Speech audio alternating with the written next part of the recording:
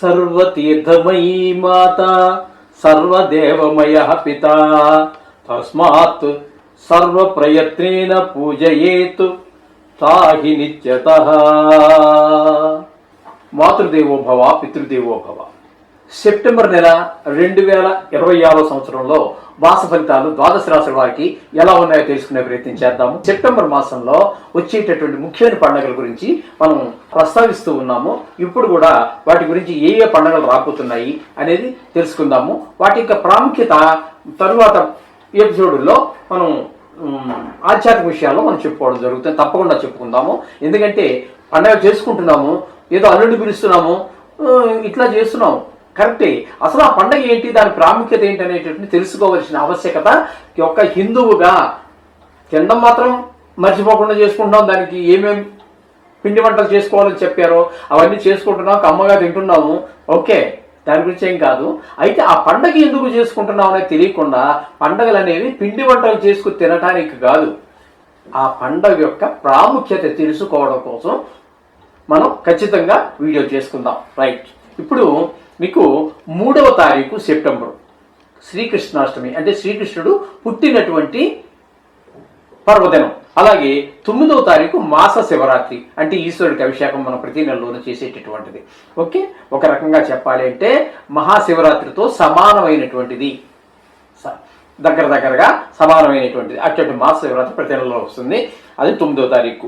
ఇకపోతే సంవత్సరానికి ఒకసారి వచ్చి అఖిల మొత్తం భారతదేశం అంతా మాత్రమే కాకుండా అనేక దేశాలలో కూడా, హిందువులు ఉన్నటువంటి దేశాల్లో చేసుకుంటున్నటువంటి మహా పవిత్రమైన పండుగ వినాయక చవితి.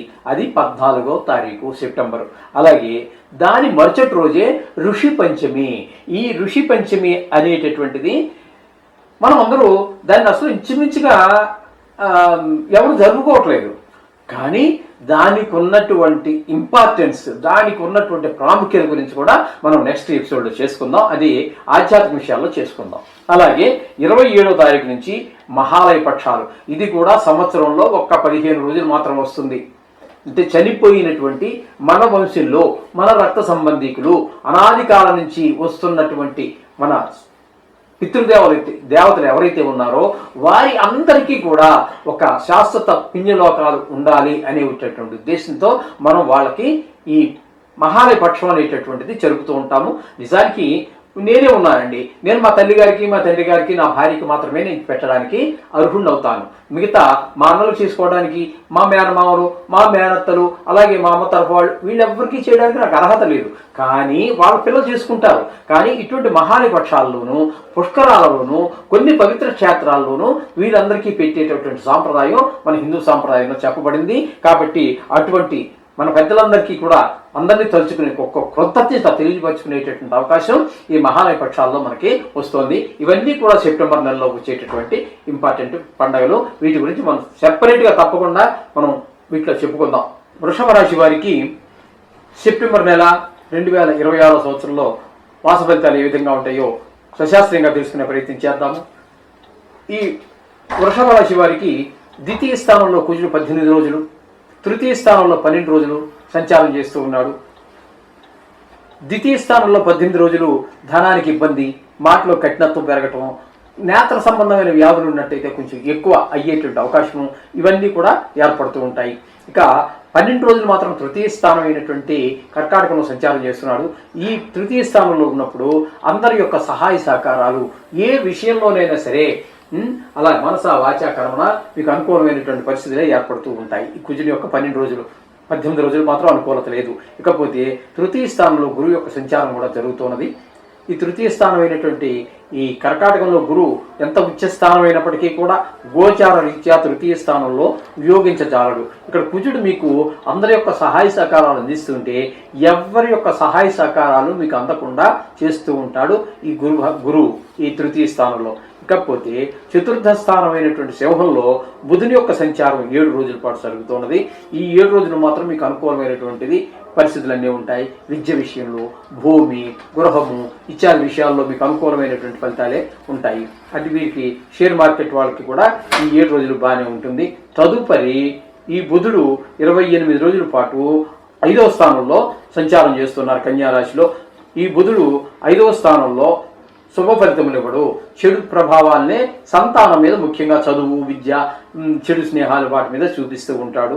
అలాగే ఈ రవి యొక్క సంచారం తీసుకున్నట్టయితే రవి 4వ స్థానంలో 17 రోజుల పాటు సంచారం చేస్తున్నారు.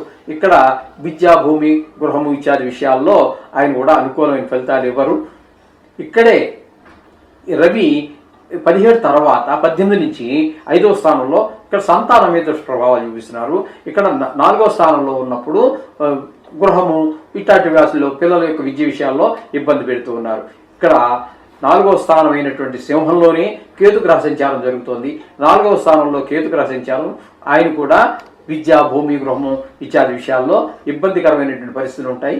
మొత్తంగా మనకి ఈ 4వ స్థానంలో బుధుడు, రవి, కేతు గ్రహాలు సంచరిస్తున్నాయి. కేతు పూర్తిగా నెల ఉంటాడు, రవి 17 రోజులు ఉంటాడు, బుధుడు 7 రోజుల పాటు సంచారం చేస్తున్నాడు. మొత్తంగా వీళ్ళకి ఈ రియల్ ఎస్టేట్ వ్యాపారం చేసే వారికి, వాహనాలు కొత్తవి కావచ్చు, సెకండ్ హ్యాండ్ కొని వాటిని రిపేర్ చేసి అమ్మేటటువంటి వారు కావచ్చు, వారికి అనుకూలమైన కాలము కాదు ఒకటి. ఓకే, ఇకపోతే 5వ స్థానంలో శుక్రుడు ఒక 2 రోజులు, 6వ స్థానంలో 28 రోజులు సంచారం చేస్తూ ఉన్నారు. ఈ శుక్రుడు 2 రోజులు పర్వాలేదు 5వ స్థానంలో ఉన్నప్పుడు, సంతానం మీద మంచి ప్రభావం చూసినప్పటికీ 28 రోజులు అంటే మోస్ట్ ఆఫ్ ది డేస్, అంటే నెల ఇంచుమించుగా సుమారుగా నెలంతా కూడా 6వ స్థానంలో సంచారం చేస్తున్నారు. 6వ స్థానంలో మాత్రము అనుకూలమైన ఫలితములను ఇవ్వజాలరు. అంటే ఆరోగ్య విషయంలో కొద్దిగా ఇబ్బందులు ఉంటాయి, డబ్బులు విషయంలో టైట్ అయిపోతుంది, అప్పులు చేయవలసిన పరిస్థితి ఏర్పడుతూ ఉంటుంది. ఈ విధమైన పరిస్థితి అంతా కూడా ఇక్కడ మనకి 6వ స్థానంలో శుక్రుని యొక్క సంచారంలో జరుగుతూ ఉన్నది. ఇక పోతే మిగతా గ్రహాలు చెప్పుకున్నాం కదా. ఇకపోతే 10వ స్థానంలో రాహుగ్రహ సంచారం.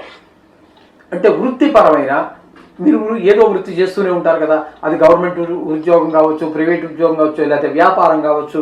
ఎవరో ఒకరు అంటే పూర్తిగా బెడ్ రిడన్ అయిన వాళ్ళు తప్పితే మిగతా వాళ్ళందరూ కూడా ఏదో వృత్తి చేస్తూ ఉంటారు. ఆ వృత్తిలో ముందుకు వెళ్ళకపోవటం, శ్రమకి తగినటువంటి ఫలితం రాకపోవటం, ఆ వృత్తిపరమైనటువంటి ఇబ్బందులు, లేకపోతే ఎవరో ఈ ఇన్కమ్ ట్యాక్స్ వాళ్ళు, సేల్ ట్యాక్స్ వాళ్ళు ఎవరో వచ్చి ఇబ్బంది పెట్టడం, ఫుడ్ ఇన్స్పెక్టర్స్, ఇట్లాంటి ఇబ్బందులు ఎదుర్కోవడం లాంటి పరిస్థితులన్నీ కూడా 10వ స్థానం రాహు వల్ల కనబడుతున్నాయి. ఇకపోతే ఏకాదశ స్థానంలో శని భగవాన్ యొక్క సంచారం మాత్రం మీకు చాలా మంచి ఫలితాన్ని ఇస్తుంది. మీకు ఏకాదశ స్థానంలో వల్ల మీకు లాభం, మీరు ఊహించినటువంటి లాభాన్ని పొందగలుగుతూ ఉంటారు. మీరు చేసేటటువంటి ఉద్యోగం కావచ్చు, వ్యాపారం కావచ్చు, ఏదైనా సరే ఎక్కడో ఎవరి దగ్గర పనిచేస్తున్నారు, లాభం మీకు వచ్చేటువంటి అవకాశం ఉంది. మీ పనిని ఆయన మెచ్చుకుంటారు, లేదా ఒక సీట్ నుంచి కొంచెం దానికంటే ఉన్నతమైన స్థితిలో అతని కంపెనీలో, అతని ఫ్యాక్టరీలో, అతని ఇండస్ట్రీలో ఏదో అక్కడ మీకు కొంచెం ఉన్నతమైనటువంటి పరిస్థితి కల్పించడం, ఇట్లా మొత్తం మీద లాభస్థానంలో ఉన్నారు కాబట్టి ఆర్థికంగా కావచ్చు, ఉన్న పదవి నుంచి కొంచెం పెద్ద స్థాయి కావచ్చు, ఏదైనా మొత్తం మీద ఒక లాభం మీకు చేకూర్చి తీరుతాడు శని భగవానుడు నెలంతా కూడా. ఈ విషయాన్ని మీరు గమనించుకోవాలి. ఈ విధంగా మిథును యొక్క సంచారం అంతా కూడా ఈ రాశి వారికి ఫలితాలు ఉన్నాయి. కాబట్టి ముఖ్యంగా మనం చెప్పుకోవాల్సిందంటే ఇందులో పూర్తిగా మీకు నెలంతా సుఫలితాలు ఇచ్చేటటువంటి గ్రహం ఏదైనా ఉంది అంటే అది శని భగవానుడు ఒక్కడే. మిగతావన్నీ పర్వాలేదు. బుధుడు కూడా 27 రోజులు, మిగతావన్నీ 10 రోజులు, 17 రోజులు పాక్షికంగా మాత్రమే అనుకూలిస్తున్నాయి. వీరు కూడా నిత్యము నవగ్రహ జపం చేసుకోవటం కానీ, వీలుంటే నవగ్రహ ప్రదర్శన చేయటం, ఇవన్నీ కూడా చేసుకుంటే చాలా మంచిది. ఇది ఒక నిత్య కృత్యము. ఇది ప్రతిసారి చెప్పవలసినటువంటి పని లేదు. మీకు ఎవరికి పూజ చేసుకోమని రోజు చెప్తున్నామండి మేము, లేదు. ఇది మీరు పూజ చేసుకోండి. మామూలుగా పూజలోనే ఈ 9 శ్లోకాలు చదువుకోండి, సరిపోతుంది. చిన్ని దోషాలన్నింటినీ కూడా నివృత్తి అయిపోతుంది.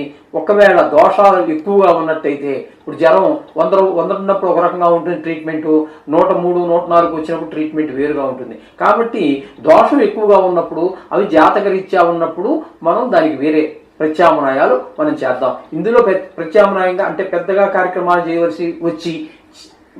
పెద్దగా చేయవలసినటువంటివి 4 గ్రహాలు: గురువు, శని, రాహు, కేతువులు. ఇవి ఎందుకంటే గురువు 1 సంవత్సరం ఒకే రాశిలో ఉంటాడు, అలాగే రాహుకేతువులు 1.5 సంవత్సరాలు ఉంటారు, శని భగవానుడు 2.5 సంవత్సరాలు ఉంటాడు. అదే ఏళ్ళనాటి శని కనుక అయినట్టయితే మొత్తంగా 7.5 సంవత్సరాల పాటు ఉంటారు. కాబట్టి ఆ 4 గ్రహాలకే కొంచెం ఎక్కువ ఖర్చు, ఎక్కువ శ్రమ. అది కూడా ఖర్చు పెట్టుకోలేనన్న వారికి సులభమైన మార్గాలు చాలా ఉన్నాయి. మమ్మల్ని సంప్రదించండి. సంప్రదిస్తే తప్పకుండా మీకు దానికి సంబంధించినటువంటి సూక్ష్మమైన మార్గాలు తెలియజేస్తాము. తప్పకుండా మీరు పెద్ద పెద్ద వాటికి డబ్బు ఖర్చు పెట్టాలి ఏమో అనుకున్నాం, డబ్బు ఖర్చు పెట్టగలిగి ఉండే మాత్రం మా చేయొద్దండి. అది మీకు ఫలితాన్ని ఇవ్వకపోవచ్చు కూడా. ఎందుకంటే డబ్బులు జేబులో పెట్టుకొని ఆకలి వస్తుంది, ఏమి తినకపోతే ఏంటి ఉపయోగం? ఈ డబ్బులు జేబులో ఉండి ఆ విధంగా ఉంటుంది. అందుచేత మీరు దాని గురించి వివరాలు కావాలంటే కింద మాకు కనిపించేటటువంటి నెంబర్కి ఫోన్ చేసి తెలుసుకోవచ్చు. శుభం భూయాలు.